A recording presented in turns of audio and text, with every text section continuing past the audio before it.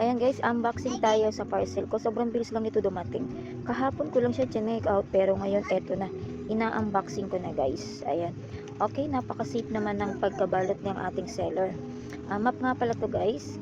Chinek out ko kasi nga parang nahirapan na ako magkuskus ng aming floor. Ayan guys, eto na nga at nai-open ko na. Kaso mali ata ang pagka-open ko, baliktad. At eto na nga guys, nag-extra nga pala ako ng flutes kasi nga ilalagay ko siya doon sa isa kong map.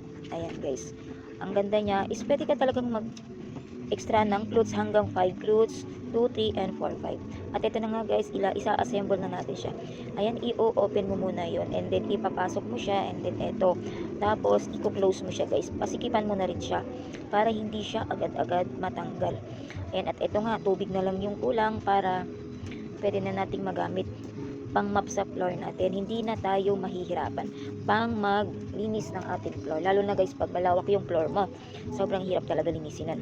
Ayan, at eto nga, ayan, pag kailangan na natin siyang ipiga, i-open lang natin yung kanyang lock. Ayan, para gumalaw or umikot siya. Ayan, nag-i-spin siya guys. Yung nagpipiga siya guys. So, di ba? Hindi na tayo mahirapan pang magpiga. Ayan, kasi nga iikutin na lang natin yan. And then pagkatapos niyan guys, pagtapos ka na or imamap mo na siya sa floor, kailangan mo na rin siyang ilock para hindi nga naman siya gumalaw. Galaw pa, umiksi or gumalaw-galaw po yung kanyang tangkay para safe din yung inyong pagmamap sa floor. Ayan, ganun lang yung gagawin mo guys, katatanggalin mo yung lock niya. Ayan, para yung pang-lock, para hindi nga. Ayan, at eto nga, water na lang yung kulang mga mami ko.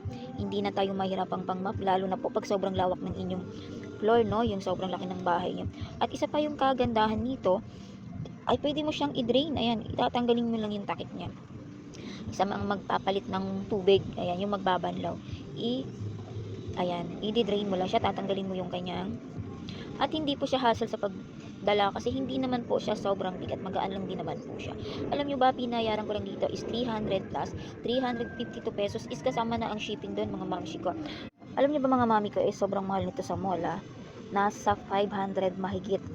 Ayan, pero mga mami, parehas lang naman sila ng quality. Syempre, mas mahal doon kasi nga malamig. Ay, charot. Syempre, mas mahal yung pwesto nila, kaya mas mahal po talaga.